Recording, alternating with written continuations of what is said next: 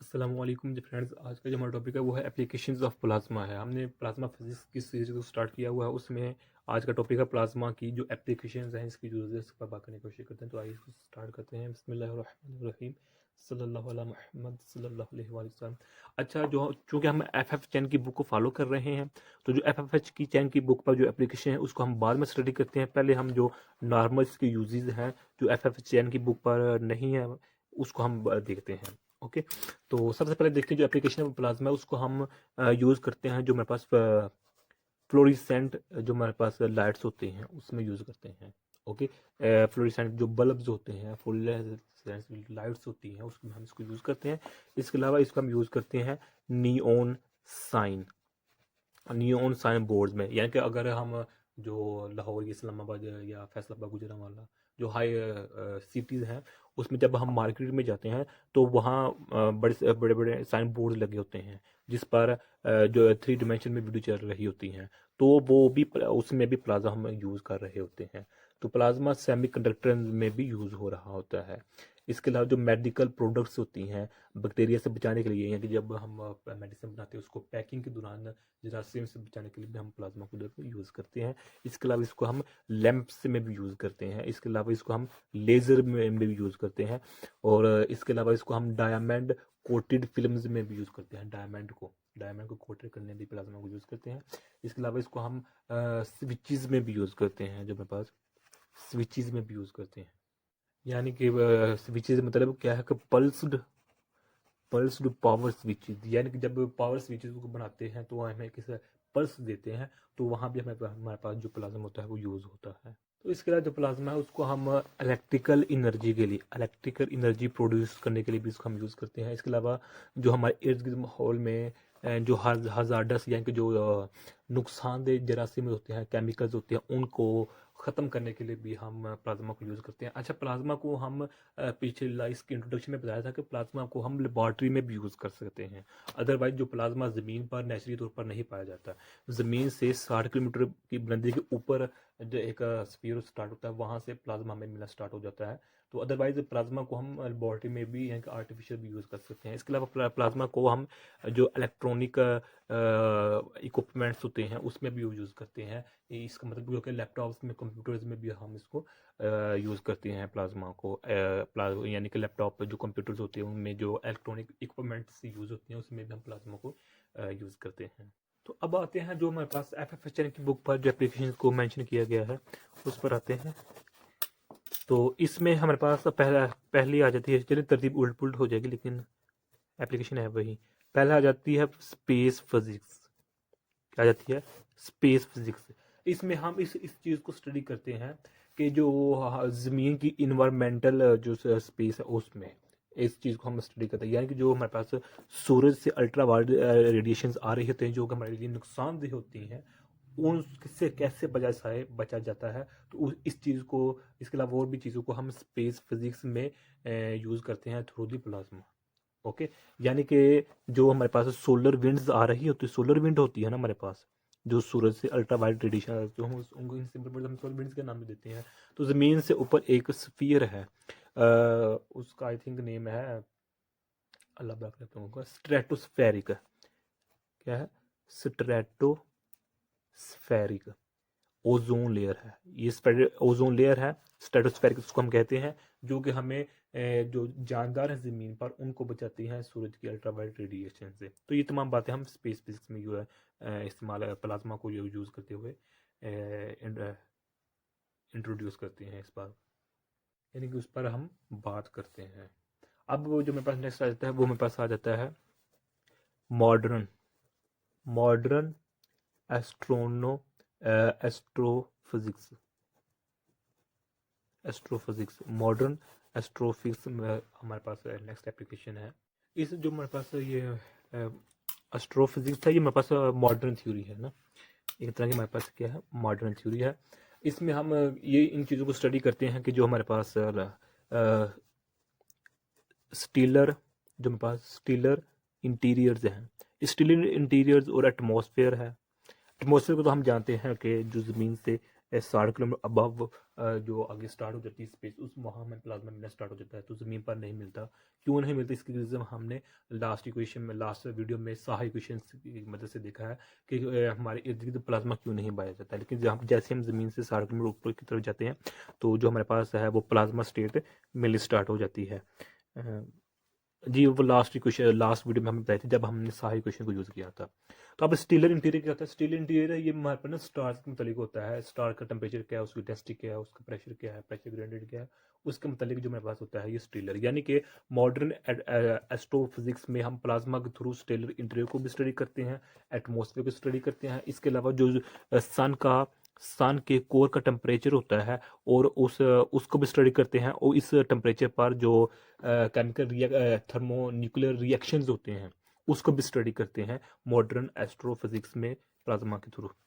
अब हमें ये पता होना चाहिए कि जो कोर है इसका टेम्परेचर 2 किलो इलेक्ट्रॉन वोल्ट है, या फिर इसको हम इन अदर वर्ड हम ये कह सकते हैं कि 27 मिलियन फ़ारेनहाइट इसका टेम्परेचर है, या फिर हम ये कह सकते हैं कि 15 मिलियन सेल्सियस के इसका टेम्परेचर है सन के कोर का। तो खैर ये तमाम बातें हम मॉडर्न एस्ट्रोफिजिक्स में स्टडी करते हैं। तो इसके अलावा जो प्लाज्मा थ्योरीज हैं वो ये भी कॉस्मेटिक जो रेज होती हैं उनको भी एक्सप्लेन करते हैं। इसके अलावा हमारे गैलेक्सी में कुछ स्टार ऐसे हैं जो कि चार्ज नहीं है, लेकिन इसके बावजूद भी जो प्लाज्मा होता है उसकी प्रॉपर्टीज़ को स्टडी करता है। यानी कि वो प्लाज्मा में एज अ बिहेव कर रहे होते हैं एज अ पार्टिकल के तौर पर। तो इसके अलावा जो प्लाज्मा थ्योरीज है वो हमें गैलेक्सी में जो नई नई अपडेट्स आ रही होती हैं उसके मुतालिक भी हमें इंफॉर्मेशन देती है। मिसाल के तौर पर जो मेरे पास रेडियो एस्ट्रोनॉमी है, रेडियो एस्ट्रोनॉमी ने एक जो रेडिएशंस का सोर्स जो मंबा है, जो सोर्स ऑफ रेडिएशन है उसको डिस्कवर किया है। ओके, उसका नाम रखा है क्रैब नेबुला। ओके, तो क्रैब निकोला एक बहुत अच्छा खासा जो प्लाज्मा का ना ये सोर्स है। क्यों? क्योंकि इसमें जो मैग्नेटिक फील्ड है वो ये नेबुला मैग्नेटिक फील्ड्स को इनफाइनाइट अमाउंट में कंटेन किए होते हैं। इसके अलावा उसकी और भी कुछ प्रॉपर्टीज़ हैं नेबुला में जो कि प्लाज्मा से रिलेटेड हैं। तो ये तमाम जो पॉइंट्स बताए हैं ये हम मॉडर्न एस्ट्रोफिजिक्स में स्टडी करते हैं प्लाज्मा के थ्रू। तो इसके बाद अगर हम बात करें इसकी नेक्स्ट एप्लीकेशन क्या है, वो है the magneto magneto hydro dynamic generator. Okay, इसको हम सिंपल वर्ड्स में MHD भी कहते हैं, the magneto hydro dynamic generator. इसमें भी हम प्लाज्मा को देखते हैं। यानी कि इसमें जो इसका प्रिंसिपल है, इसमें हम क्या करते हैं कि जो एक डेंस प्लाज्मा होता है, ऐसा प्लाज्मा जिसकी डेंसिटी ज़्यादा होती है, उसकी काइनेटिक एनर्जी को इलेक्ट्रिकल एनर्जी में कन्वर्ट करते हैं। काइनेटिक एनर्जी को हम इलेक्ट्रिकल एनर्जी में कन्वर्ट करते हैं, इसको हम। ओके, यानी कि जो डेंस प्लाज्मा होता है उसको हम मैग्नेटिक फील्ड से पास करवाने के बाद इलेक्ट्रिकल एनर्जी में कन्वर्ट कर देते हैं। डेंस प्लाज्मा की डेंसिटी काइनेटिक एनर्जी को इलेक्ट्रिकल एनर्जी में कन्वर्ट कर देते हैं by crossing into the magnetic fields. तो खैर इसका भी अलग सा प्रिंसिपल है। तो इसके बाद आ जाती है हमारे पास प्लाज्मा प्रोपल्शन। ये मेरे पास इसकी नेक्स्ट एप्लीकेशन है। तो इस एप्लीकेशन का उल्ट है। यानी कि इसमें हम जो डेंस प्लाज्मा था उसकी काइनेटिक एनर्जी को इलेक्ट्रिकल एनर्जी में कन्वर्ट करते थे, लेकिन इस एप्लीकेशन में हम इलेक्ट्रिकल एनर्जी को काइनेटिक एनर्जी में कन्वर्ट करते हैं। ये इस प्रोसेस का उल्ट है। तो इसमें भी हम प्लाज्मा जो प्रोपल्शन है इसमें भी प्लाज्मा को यूज़ करते हैं। तो इसके अलावा नेक्स्ट हमारे पास एप्लीकेशन आ जाती है सॉलिड स्टेट प्लाज्मा। इसमें क्या होता है कि जो हमारे पास सेमीकंडक्टर्स में जो हमारे पास फ्री इलेक्ट्रॉन्स जो होल्स होते हैं, जिसको हम कैडेंस का भी कहते हैं, वो क्या करते हैं, वो बिहेव करते हैं एज अ प्लाज्मा के तौर पर सेमीकंडक्टर में। यानी कि उसमें कुछ ऑसिलेशन और इंस्टेबिलिटीज की वजह से वहाँ जो प्लाज्मा का कुछ ना कुछ किरदार पाया जाता है सेमीकंडक्टर्स में भी। इसके अलावा जो हमारे पास होते हैं अमोनिया और अमोनिया में जो हमारे पास सोडियम का सोल्यूशन होता है उसमें भी प्लाज्मा जो होता है बिहेव करता है एज अ प्लाज्मा। यानी कि जो अमोनिया में सोडियम का जो सोल्यूशन होता है वो भी एज अ बिहेव करता है प्लाज्मा के तौर पर। नेक्स्ट जो है इसकी जो एप्लीकेशन आ जाती है वो हमारे पास आ जाती है सेमीकंडक्टर प्रोसेसिंग।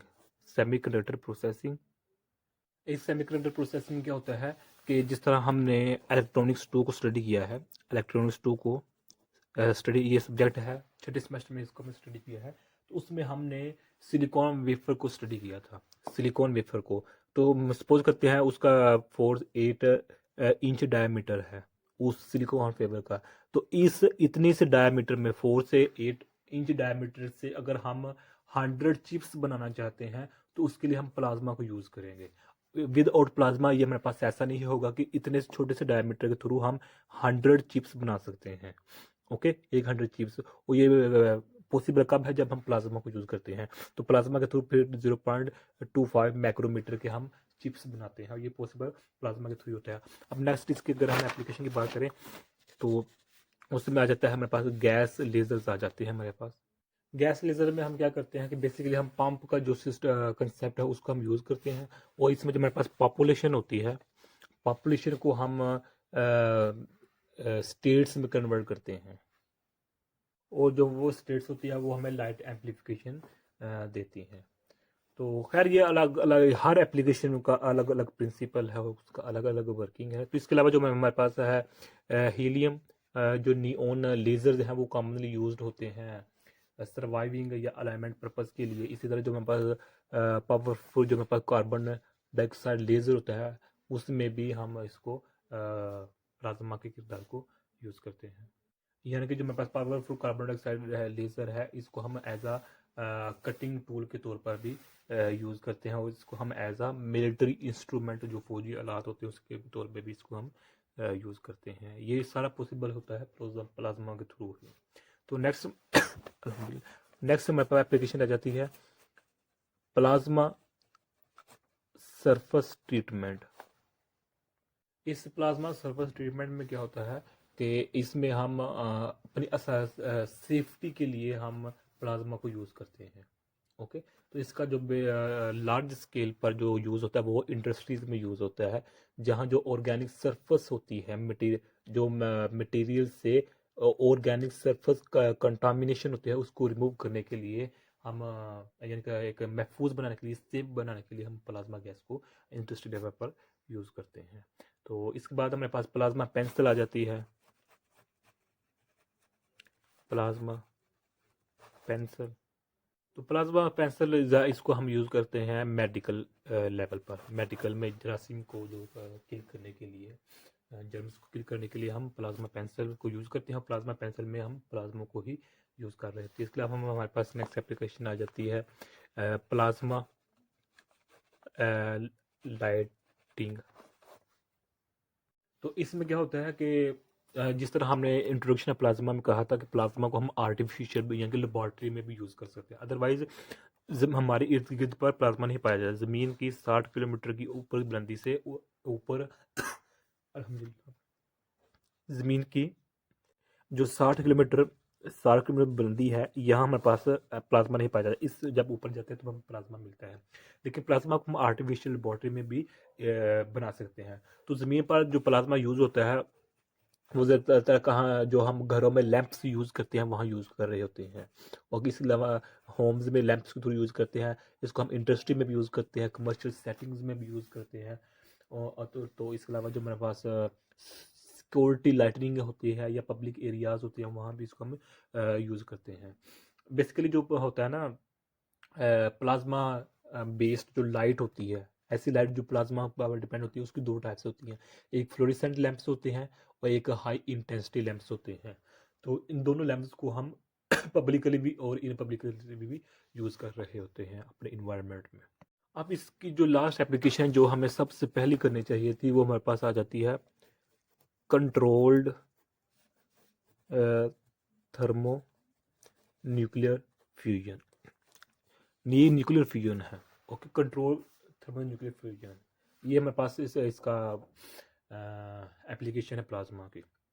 यानी कि जो हमारे पास सन है, जो सूरज है, जो इसकी कोर है, इसका temperature 27 kelvin kilo electron volt है, या इसको अगर हम फ़ारेनहाइट की ज़बान में बोलें तो 27 मिलियन इसका टेम्परेचर है, फ़ारेनहाइट है, मिलियन फ़ारेनहाइट, या इसको अगर हम कहें 15 मिलियन सेल्सियस के टेम्परेचर है। ओके, तो अब जो सोर्स है, जो हमारे पास सन है, सन की जो हमारे पास कोर है, ये हमारे पास इनफाइनाइट हमें एनर्जी दे सकता है। लेकिन अब इधर मसला ये है कि जो सूरज है, सूरज से जो हमारे पास अर्थ है, सूरज से जो अर्थ तक जो हमारे पास शुआएं आ रही है, रेडिएशन आ रही हैं, इसको हम किस तरह कन्फाइन वेज में, एक ऑर्गेनिक्स वेज में हम सूरज की शुआओं को यूज़ करके हम अपनी आसानी में ला सकते हैं, वो ये सबसे बड़ा इशू ये यहाँ क्रिएट हुआ था। ओके, तो यही एक्चुअली ये बुनियाद बनी थी प्लाज्मा फिजिक्स की। तो इसको सूरज की रेडिएशन को, सूरज की जो शुआएं हैं, उनको अपने हम यूज़ करने के लिए, अपने ये डेली लाइफ में यूज़ करने के लिए दो मेथड यूज़ हुए थे। एक MCF है, मैग्नेटिक कन्फाइनमेंट फ्यूजन है, और एक ICSF है, यानी इनर्शियल कन्फाइनमेंट फ्यूजन है। ये 1950 में 1950 के बाद ये हमारे पास दो मेथड किया है। खैर इसका हम डिटेल में तो नहीं जाएंगे। तो ये बेसिकली प्रिंसिपल है कंट्रोल्ड थर्मोन्यूक्लियर फ्यूजन का। और एक इससे पहले एक रिएक्शन भी करवाया गया था, यानी कि जो सोर्स की रेडिएशन है, यानी जो सन है, सन की कोर है, जो उस सन की जो फ्यूजन एनर्जी है, जो रेडिएशन है, उसको हमने यूज़ किया था एज अ पोटेंशियल सोर्स के तौर पर, जहां हमने हाइड्रोजन प्लस हाइड्रोजन को यूज़ किया। यानी कि ये मेरे पास क्या है, 1 2 है, ये मेरे पास क्या 1 3 है। जो ट्रिटियम है और ट्रिटियम है, इसको यूज़ किया था तो हमें हीलियम मिला था, और हमारे पास न्यूट्रॉन मिला था, और साथ हमारे पास हाई लेवल पर एनर्जी मिली थी, मेगा इलेक्ट्रॉन वोल्ट में हमें एनर्जी मिली थी।